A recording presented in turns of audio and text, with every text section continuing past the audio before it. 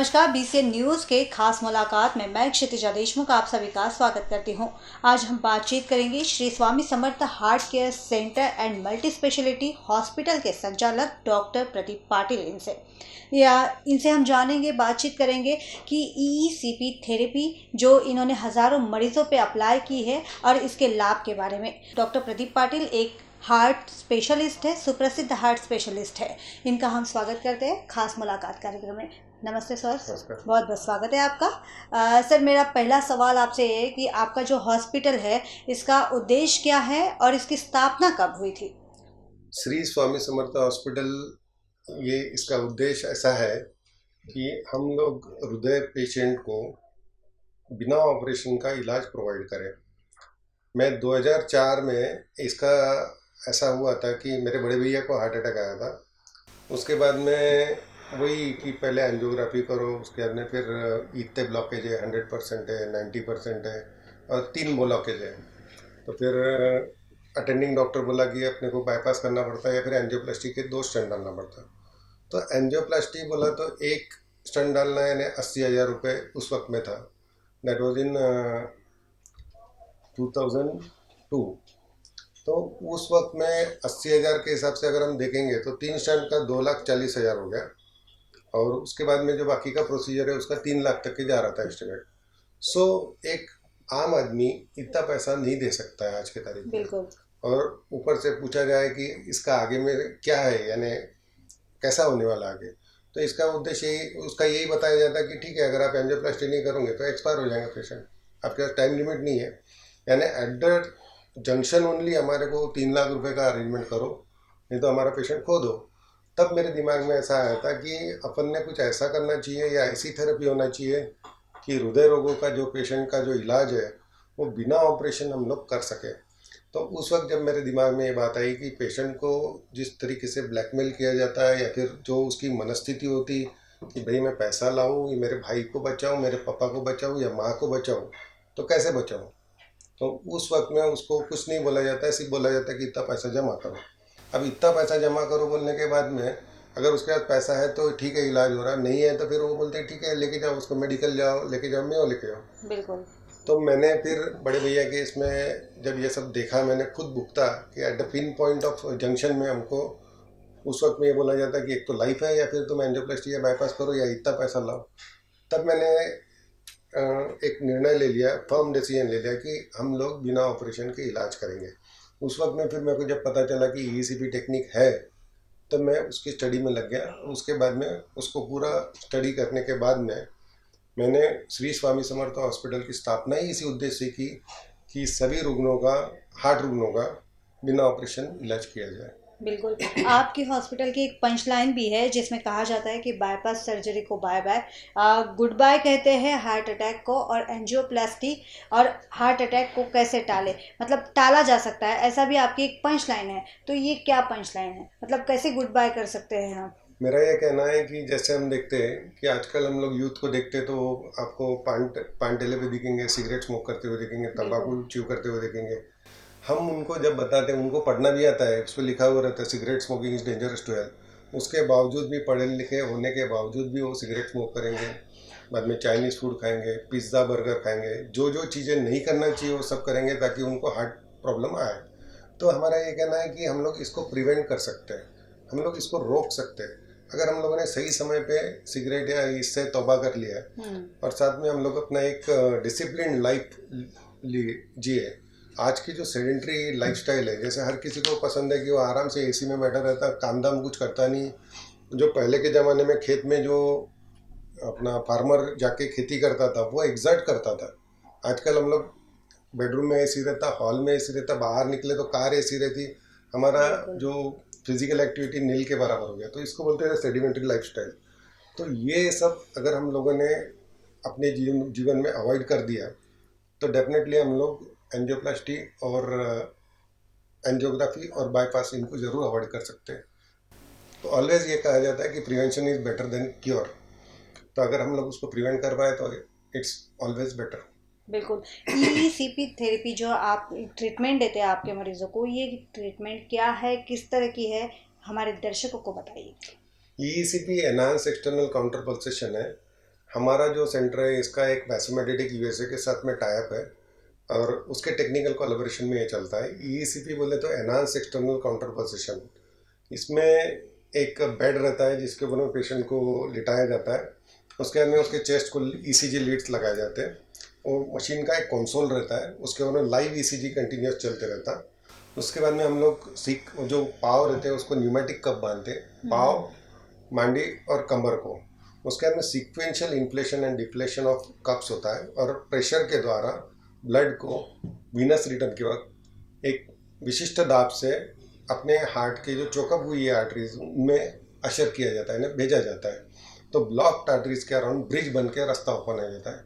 Blockage की वजह से होता क्या है कि हमारे जो हृदय को ब्लड सप्लाई कम हुआ रहता है। तो ब्लड सप्लाई अगर हम लोग रिस्टोर कर सके, वही एम या उद्देश्य एंजियोप्लास्टी का भी रहता है और बाईपास का भी रहता है। तो अगर हम लोग ब्लड सप्लाई अगर हार्ट को ठीक ढंग से कर पाए तो हमारा उद्देश्य खत्म हो गया। एंजियोप्लास्टी या बाईपास का उद्देश्य भी यही होता है कि जो हार्ट डिप्राइव्ड रहता है, यानी अपने ब्लड सप्लाई से ब्लड सप्लाई नहीं होता रहता उसको, तो वो ब्लड सप्लाई नॉर्मल रिस्टोर करने का काम एंजियोप्लास्टी या बाईपास करती है। सेम अगर हम बिना ऑपरेशन के इस ईसीपी द्वारा नैसर्गिक रूप से कर पाए तो इससे अच्छा तो कोई और ही नहीं।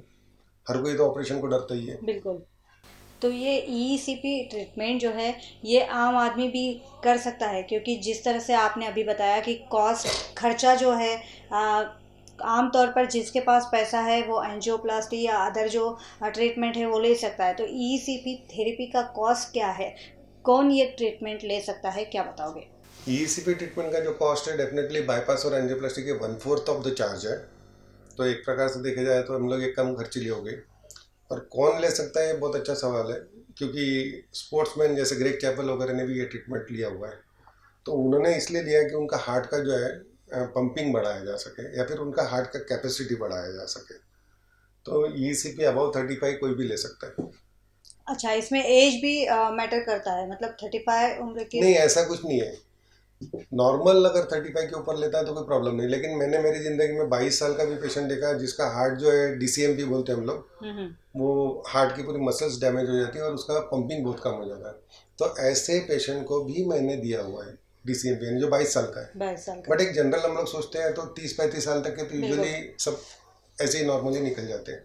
बिल्कुल। ये जो थेरेपी है ईसीपी थेरेपी, इसका मतलब अभी फ़िलहाल जो आपके द्वारा ऐसे कितने मरीज़ों को ये थेरेपी दी गई है और कितने मरीज़ इसका लाभ उठा चुके हैं, क्या बताओगे? मैं 2004 से यही उपचार कर रहा हूँ। हमारे सेंटर में करीबन 3500 के ऊपर पेशेंट हो चुके हैं और सक्सेस रेट भी हमारा 95% के ऊपर ही है। बिल्कुल। आपने ये जो ईसीपी थेरेपी है ये फॉरेन से सीखी है, आप कई साल विदेशों में थे, वहाँ की ट्रीटमेंट और यहाँ के ट्रीटमेंट के बारे में आप क्या बताना चाहोगे? मैंने आपको पहले ही बताया था कि बड़े भैया की वजह से और ये सब प्रॉब्लम की वजह से मैं इस लाइन में आया। मैंने क्या किया है, चेन्नई में ये यूएसए वैसिमेटिक का एक सेंटर है, वहाँ के पहले ट्रेनिंग किया। उसके बाद में मैं गया फिनिक्स यूएसए में, वहाँ कैम करके आया, American college of advancement in medicine.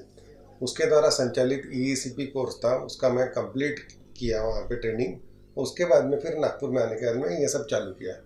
मेरा यही कहना था कि हमारे भारत के लोगों को इसका फ़ायदा हो।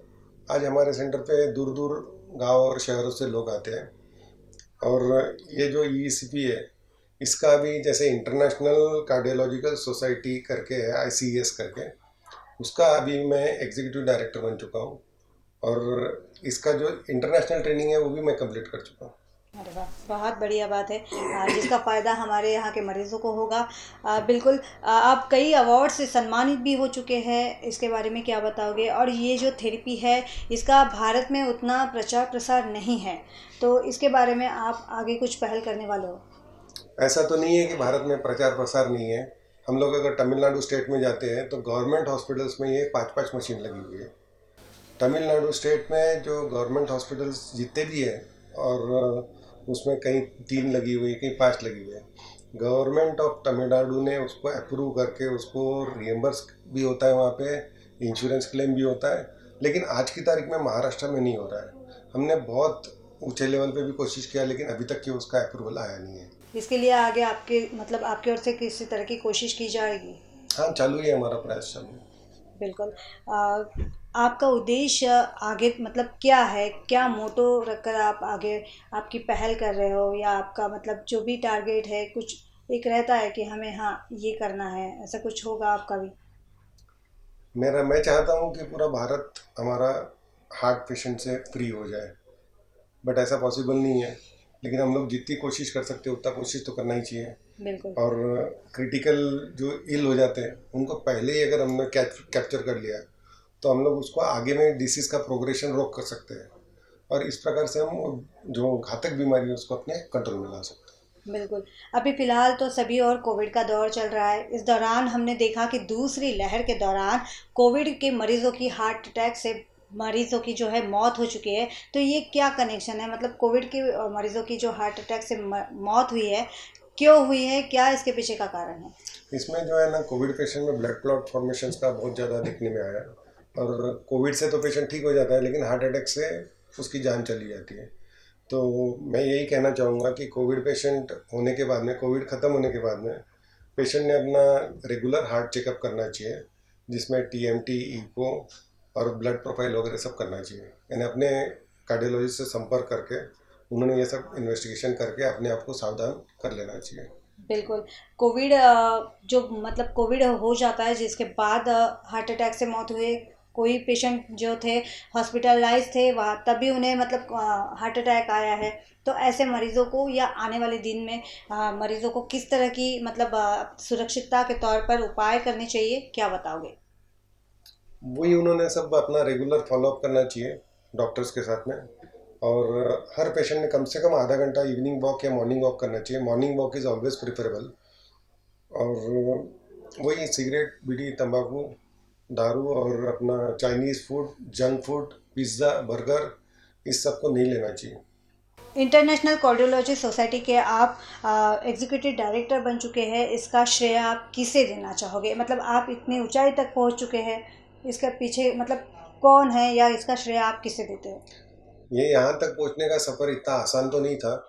काफ़ी फाइनेंशियल स्ट्रेंस थे, और उस सब में मेरा जो हेल्प किया था मेरी वाइफ ने किया था, जिसने अपना गोल्ड भी मेरे को दे दिया था और पूरे एफडीज वगैरह दे दिए थे कि तुम ये मशीन लाओ और इसको चालू करो।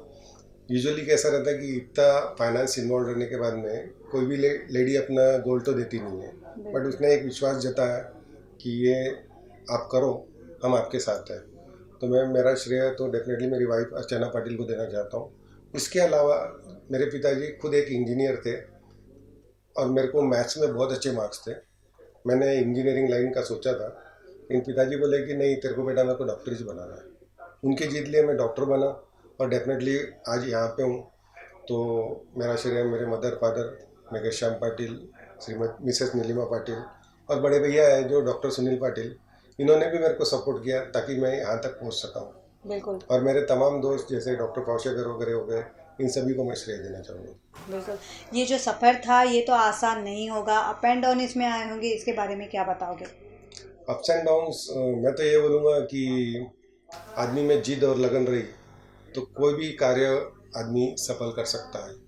और honesty is the best policy, and hard work ही एक है जो सफलता की कुंजी है। बिल्कुल।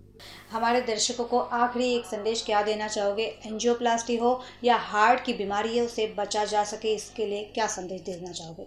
Daily walking for 30 minutes minimum is must. उसके बाद में ये जो बैड हैबिट्स है, cigarette smoking, tobacco, drinks, mutton, इन सब से दूर रहना चाहिए। और fish is always good for health. So जो नॉन वेजिटेरियन है वो फिश ज़रूर खा सकते हैं। बिल्कुल। तो हमारे साथ थे डॉक्टर प्रदीप पाटिल, जो कि हार्ट स्पेशलिस्ट है। इन्होंने हमें बहुत अच्छी जानकारी साझा की है और कई नई थेरेपी के बारे में इन्होंने बताया है। तो इसी के साथ आज वक्त हो चला है यह रुकने का। ताज़ा और भी अपडेट के साथ या और अच्छे व्यक्तिमत्व के साथ हम रूबरू करवाएंगे। तब तक देखते रहिए BCN न्यूज़। नमस्कार।